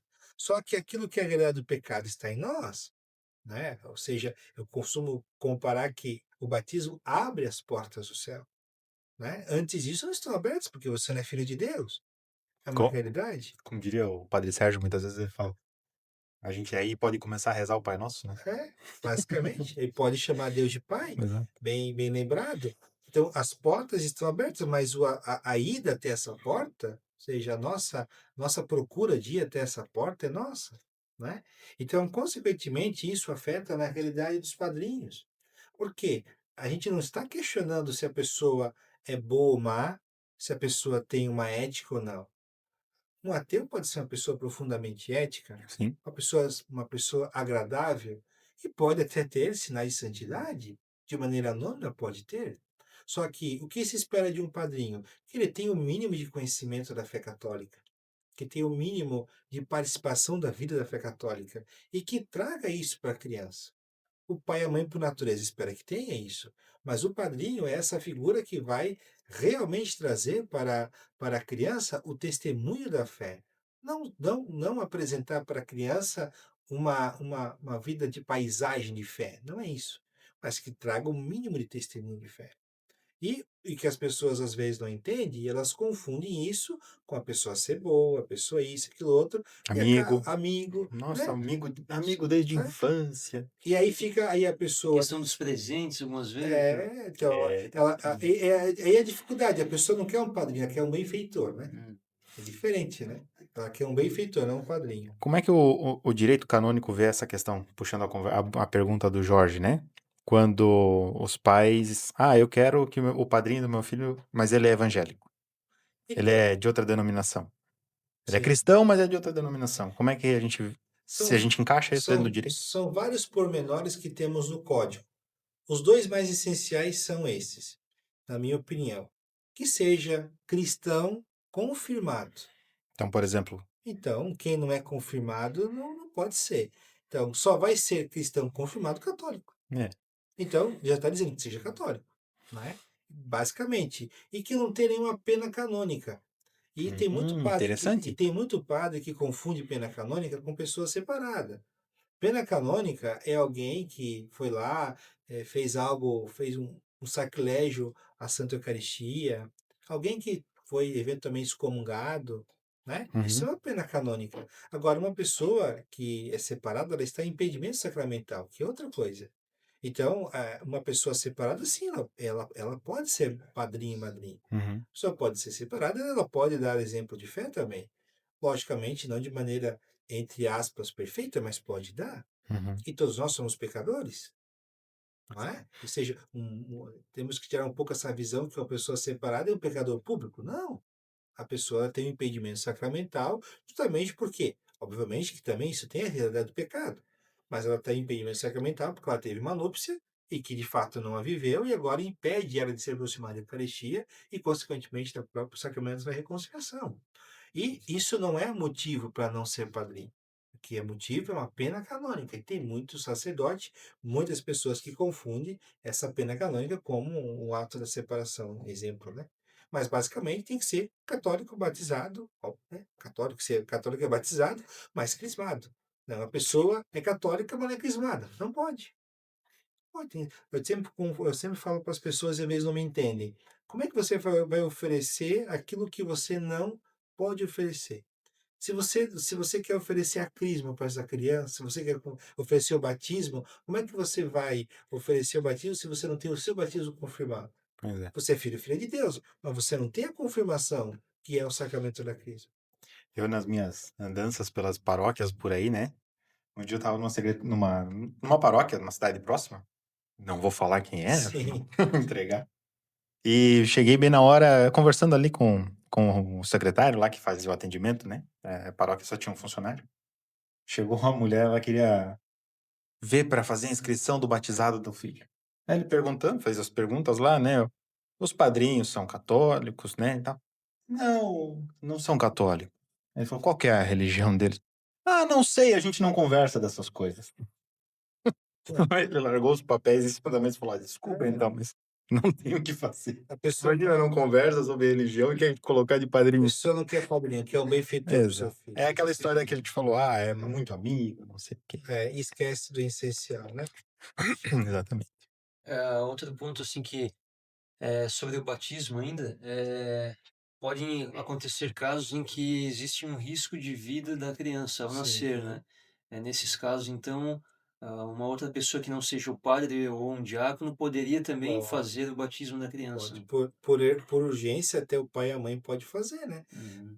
Por urgência, se não tem como, está em perigo de morte, pode fazer. Em tese, qualquer pessoa pode fazer, desde que tenha intenção. É meio assim, fora do radar, mas até um ateu, em tese, poderia, se tiver intenção, batizar uma Uhum. pessoa, se quisesse, desde que tenha intenção e receba a fórmula, né? Eu te batizo em nome do Pai, do Filho e do Espírito Santo. Porque, independente do ministro, é a graça de Deus que opera, né? Sim. Nesse caso, não é a graça de Deus que opera pelo ministro, mal comparando, né? O importante é o que tem dentro desse recipiente. O recipiente só vai transportar o que está aqui dentro. Então, assim somos nós, né? É a graça de Deus que é operada, mesmo na debilidade humana de quem que seja, né? Uhum. Então, a Igreja Católica, por exemplo, a gente vê muitos casos das pessoas que vêm de uma Sim, igreja protestante, né?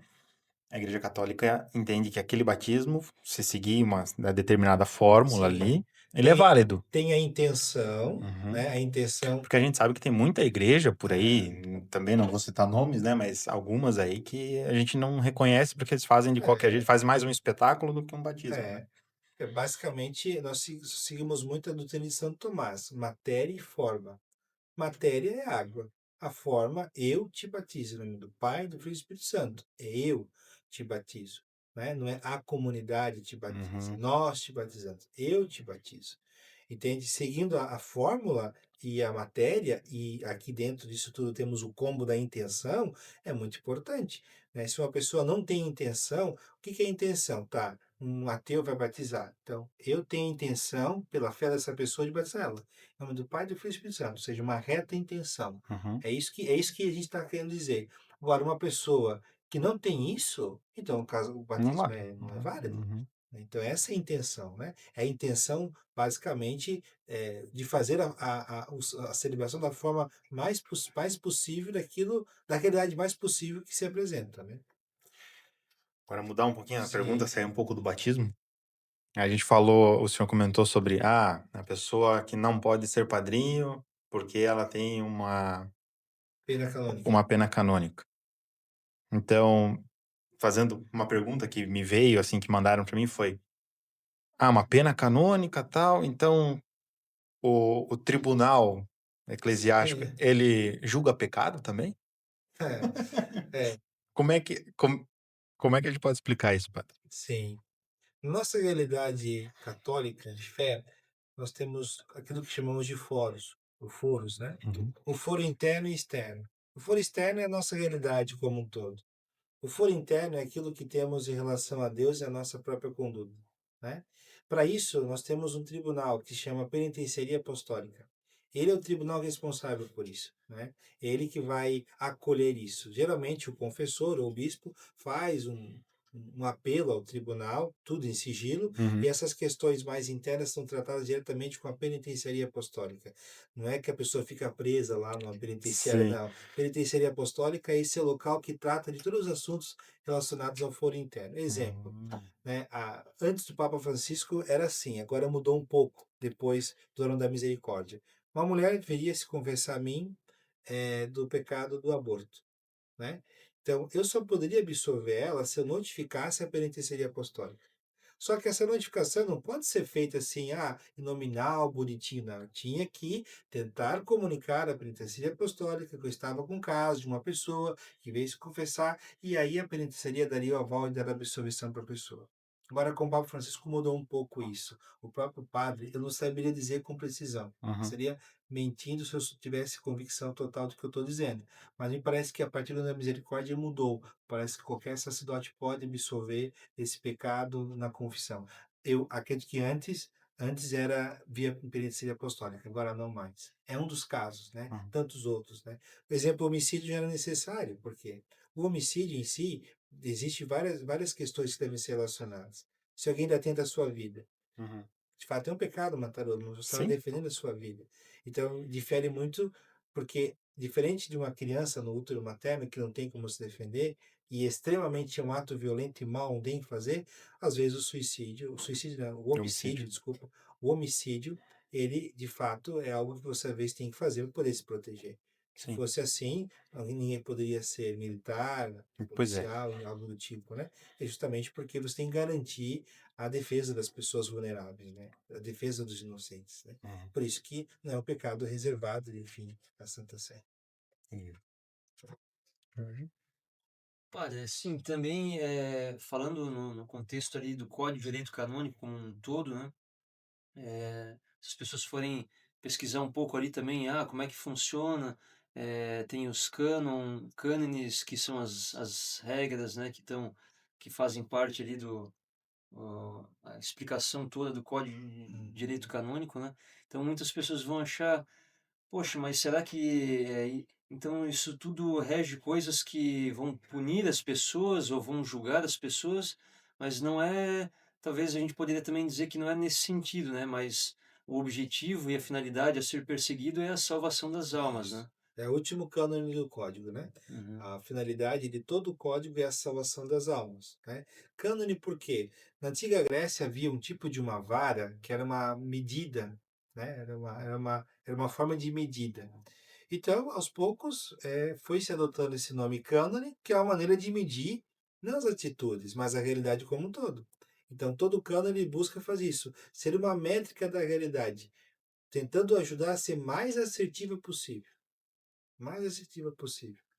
Em processo canônico, por exemplo, a verdade absoluta se esse casamento foi nulo ou não, né, se teve nulidade ou não, melhor dizendo, somente Deus sabe. Nós vamos chegar a uma certeza moral, não uma certeza absoluta.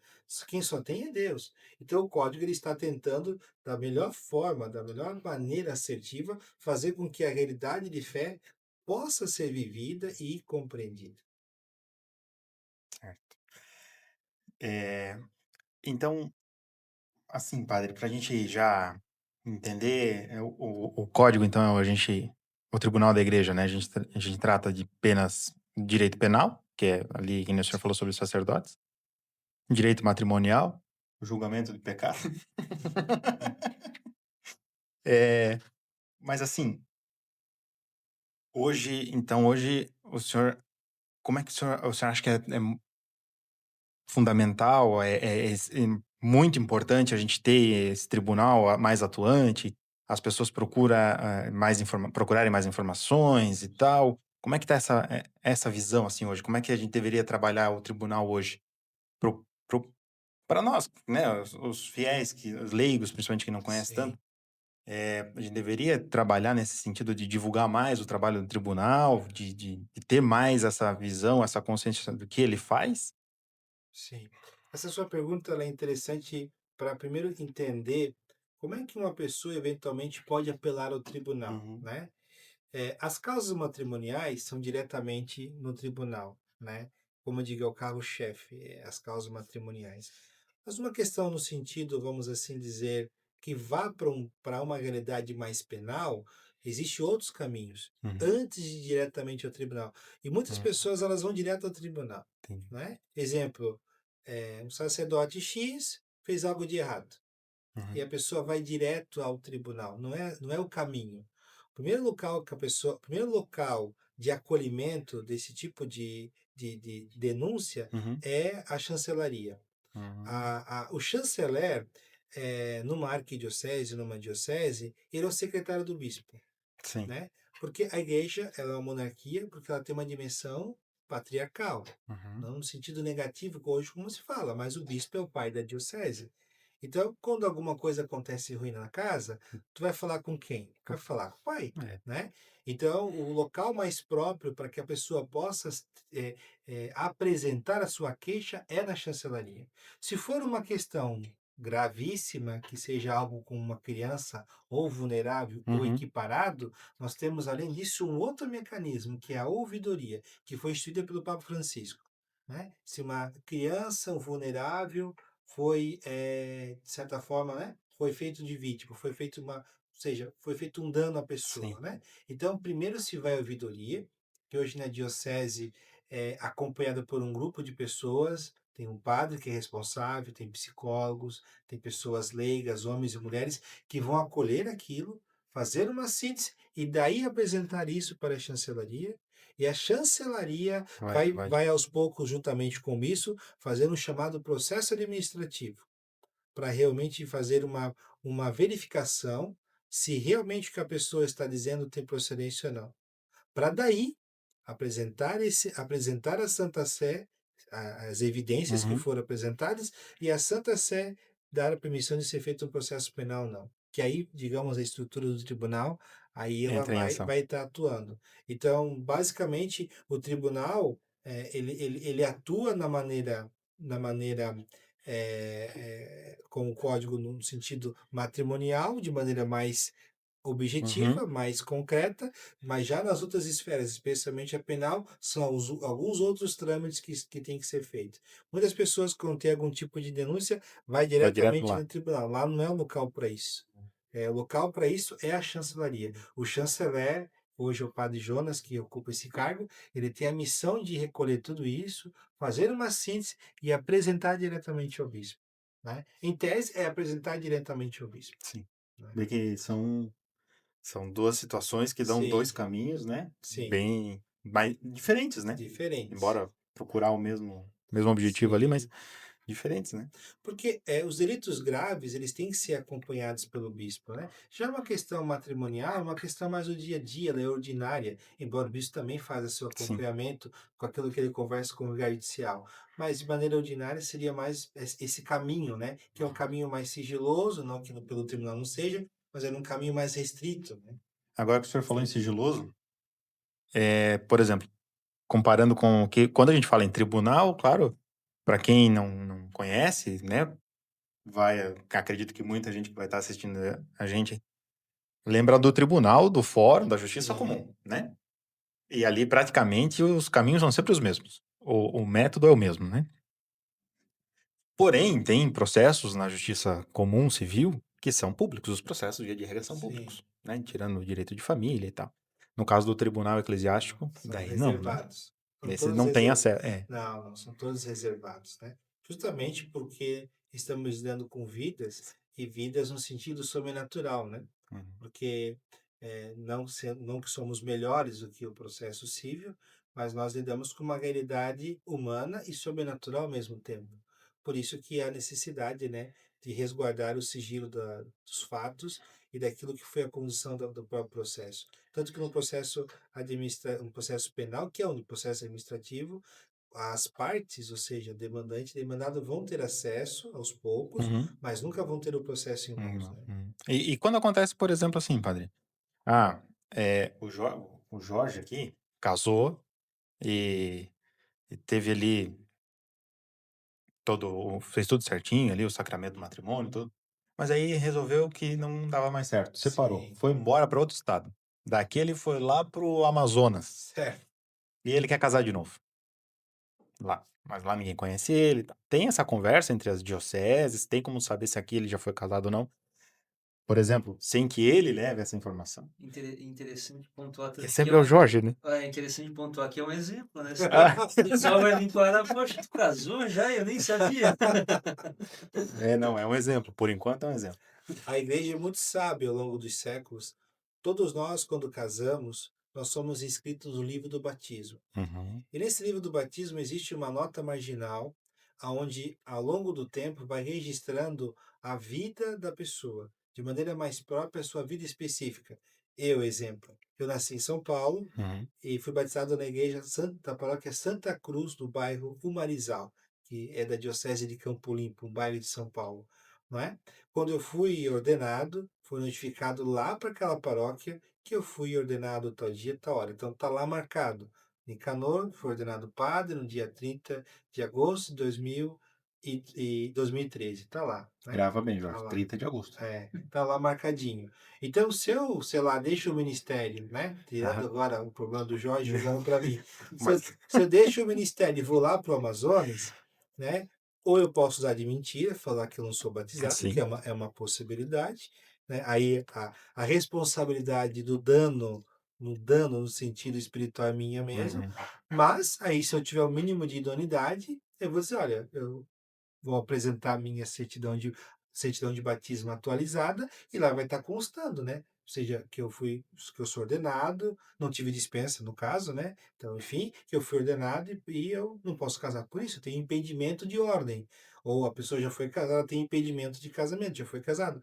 É o que se espera. Então, toda pessoa, quando ela vai casar, no meu caso, que vai ser ordenado, nós temos que apresentar a certidão de batismo Uhum. atualizada. Por isso que uma certidão de batismo ela não vale, ela vale só por 6 meses, né? Por conta dessa Por conta situação. disso, porque você pode mudar o seu estado de vida. Senão ela não vai estar atualizada, né? Não vai estar atualizada, entende? Ela pode mudar, né? Uhum. Então, pessoa, você casou num dia, mas ficou com a certidão de batismo para a vida inteira antes de ser casado. Não tem muito sentido. É. Embora vai estar notificado lá, né? Só Uhum. que isso é sempre um desafio nosso que trabalhamos no tribunal, porque existem vários problemas, às vezes falta de interesse de algumas paróquias, de instrução de Sim. funcionários, falta de capricho de alguns padres. Já aconteceu o processo da gente acolher no tribunal em que não foi feito o assento. Você pede a certidão atualizada, não estava dizendo que a pessoa foi casada, mas você tem a certidão do matrimônio que prova. Então tem coisas assim bem Nossa. absurdas que pode acontecer também. Uhum. E no tribunal aqui nosso, da nossa arquidiocese, a gente Sim. tem muito processo que vem de pessoas que são de fora? Olha, pessoas que Ou que, né, que eventualmente, casaram em outra sim, paróquia, outra diocese? geralmente são pessoas que moram aqui, né? Porque para um processo para uma pessoa de fora, o casamento não foi celebrado e, consequentemente, dificilmente vai ter uma testemunha. Então, sim, tem pessoas que vêm de outros lugares, sim, e pedem. Pessoas que vêm de outros lugares, por exemplo, a outra parte mora no exterior, que é mais complicado. Temos casos de pessoas que moraram nos Estados Unidos, em Nossa. Portugal. Aí toda uma coisa que depende também do acesso, não à língua, porque até o padre Eduardo fala inglês, fala italiano e também fala espanhol muito bem, né? Uma dificuldade de acesso no sentido de conversa, Uhum. às vezes é de envio de documentos ou até mesmo de reciprocidade, então isso pode acontecer. Mas sim, uma vez que a pessoa mora aqui, o processo é acolhido aqui. E os processos têm uma média, assim, de tempo de conclusão, de resolução? Olha, a nossa média hoje, com o número que nós temos de oficiais e a capacidade que nós temos de operar com as nossas funcionárias, é de 60 processos por ano. É o que é possível, Uhum. né? Imagine, cada processo, no mínimo, são duas testemunhas, são duas Duas partes, partes né?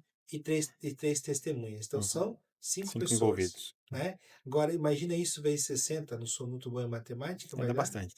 vai dar bastante pessoa ouvida, Também, certo? agora não me Né? ajuda. 300, eu acho. É, 60, né? Acho que é isso, né? é, é Então, isso, tá? imagina, são 300 pessoas escutadas ao longo de 365 É dias. praticamente uma pessoa por dia. Entende? Então, a nossa capacidade hoje de material humano para atender é 60. É Uhum. 60 processos por ano, né? Uhum. Então, por isso que às vezes pode aumentar também um pouco, né? Se a demanda é demais, querendo ou não, a gente não consegue Vai acabar atrasando. corresponder.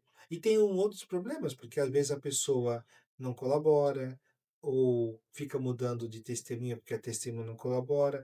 Então, tudo isso, todo mundo tem.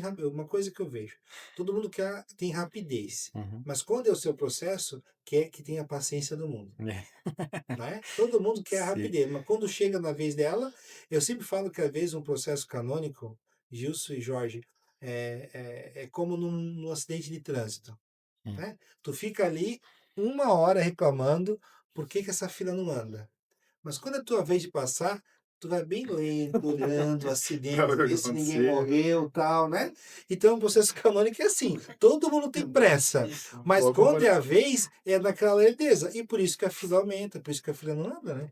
Boa comparação. Né? Entendi. Basicamente sempre compara com isso, né? Para entender por que que tem fila É em... porque é mesmo. É Não, bem eu isso. parei pra pensar aqui porque eu também faço isso. Meu, o povo não. Gente, é só um acidente, gente. Mas quando Aí chega quando a tua passa, estou eu vez, lá olhando também. vem detalhes, não tem sangue no chão, né? Não, o pior é Então, quando eu paro pra querer tirar foto, mandar pra rádio, né? tá vendo? Mandar pra rádio pra não falar o nome de ninguém aqui, né? Tá vendo? Então, assim, é um processo canônico. Então, todo mundo reclama, todo mundo quer rapidez, mas quando é a vez dele, é tudo devagar, tudo tem que ter paciência, tal, enfim, né?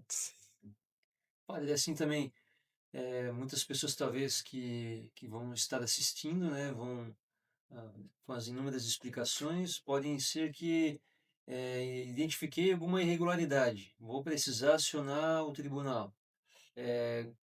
Por onde ela começa? O que que ela tem? Ela liga para algum lugar? Ela vai até na diocese? Ela procura a paróquia? Qual seria o fluxo para que ela possa acionar o O início, tribunal? assim.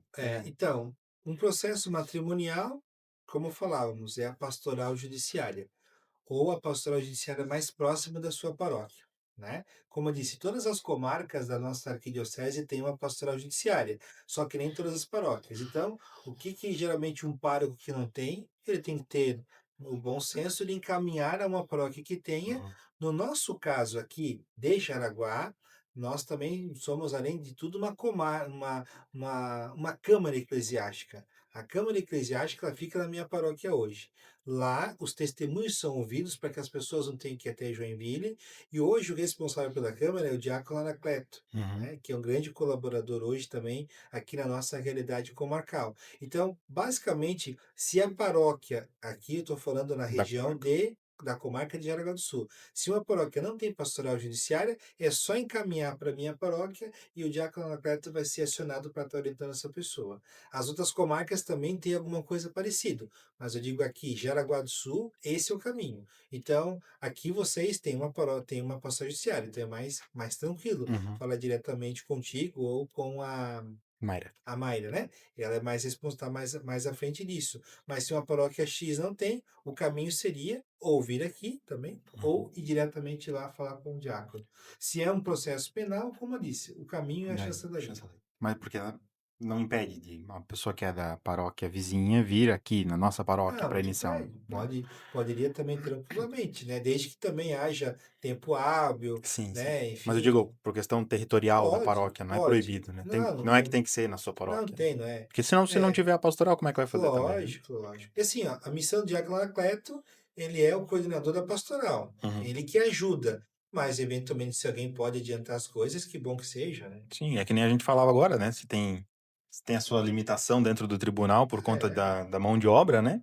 Então, sim. quanto mais pessoas puderem ajudar, melhor. Tu tem um caminhão de areia ali. Tem mais alguém para pegar o carrinho para ajudar? Que bom, né? Sabe que vai ter alguém para isso, mas tem outro que pode ajudar a levar areia? Que bom, né? Então não tem nenhum problema. Sim. Eu acho que é isso, Gilson. Da Então minha tá bom. parte, só Sanadas as suas dúvidas. muito obrigado. Eu acho que ele não quer que a gente use ele mais como exemplo. Isso sim, ele tá com medo de surgir mais um exemplo. Capaz. Mas então tá, vamos encerrando. Pra gente encerrar assim, padre, então fazer um pequeno resumo, uma síntese Sim. bem simples de como as pessoas podem visualizar o tribunal eclesiástico na prática. Bem simplesinho, Uhum. coisa rápida. Não, tribunal é o local da misericórdia, acima de tudo, né? É diferente de uma dimensão que nós temos na mente de um tribunal civil, a nossa finalidade, especialmente nas causas de direito matrimonial, não é fazer com que as pessoas entrem em um conflito de disputa de quem está com a verdade. Tanto que o mais importante de um processo de unidade é o que aconteceu antes do casamento. O depois é consequência. E geralmente as pessoas vêm preocupadas com o depois, com as brigas, com as dificuldades, com a falência do casamento. O importante é o antes. E, sendo para as causas matrimoniais ou causas penais, o tribunal, acima de tudo, é o local do acolhimento. Né? É óbvio que a gente não é perfeito, né? Somos humanos, temos temperamentos, mas a finalidade do tribunal é fazer com que as pessoas, principalmente, possam ser ouvidas. Né? Ou seja, ouvidas e sentir esse braço amoroso da igreja, como esse local da reconciliação e da paz. Essa é a finalidade do tribunal. Não é ser um aparato apenas jurídico ou até mesmo no sentido burocrático. É muito mais do que isso, né? A burocracia e o aparato jurídico ele está a serviço. Antes de tudo, é pessoas. Antes de tudo, são cristãos, filhos de Deus que nós estamos acolhendo. E essa é a finalidade primeira do tribunal. A consequência jurídica, técnica, tudo isso são ferramentas. Mas o mais importante é ajudar as pessoas a viverem e a buscar a fé da igreja. O mais importante é isso. Nós não estamos ali para falar a nossa verdade, é para falar aquilo que a igreja pede. Né? Eu, como costumo dizer na paróquia, como pároco, eu sou um carteiro. Eu tenho que entregar a encomenda, tenho que tentar ser um bom Mercado Livre, um bom Sedex, né? E não entregar a encomenda amassada, né? Entregar ali em plena condição de uso. O mesmo é o tribunal, é entregar a encomenda, que é a mensagem de Nosso Senhor Jesus Cristo. Muito bom, muito bom. Isso aí. Então, padre. Desculpa, Jorge. Não, eu só gostaria de agradecer a todo mundo que nos acompanhou até aqui. Esse conteúdo que pode ser compartilhado pelo Padre Nicanor, muito riquíssimo, né? Então, se você gostou também, se você puder compartilhar com a sua família, seus amigos. E também gostaria de agradecer ao Gilson, ao Padre Nicanor, pela presença. E deixar aberto aqui também, para se vocês quiserem deixar uma mensagem final. Agradecer também os patrocinadores. Muito obrigado. A Santa Caneca, E a Passion. a Passion e também a Razana. Zanato Artigos Religiosos. Muito obrigado por apoiar o nosso projeto. É o projeto do podcast Reza e Resenha aqui da Paróquia São Judas Tadeu. Então, agora passo a palavra aos senhores. Padre, mais uma vez quero agradecer a sua presença. Sempre bom conversar com o senhor. A gente se conhece há um pouquinho um pouquinho mais só, não muito também, mas Par de tempo. mas sempre bom conversar com o senhor, eu gosto muito de ouvi-lo, muita sabedoria. Obrigado. Então, de novo, mais uma vez, muito, muito, muito obrigado. Fiquei muito contente com esse conteúdo de hoje. Achei valoroso demais. Isso. E peço que o senhor deixe uma mensagem para o povo que está em casa. Só gostaria também antes agradecer o pessoal que está nos ajudando aqui na transmissão, nos bastidores, né? O Vitor, a Geisa, o João.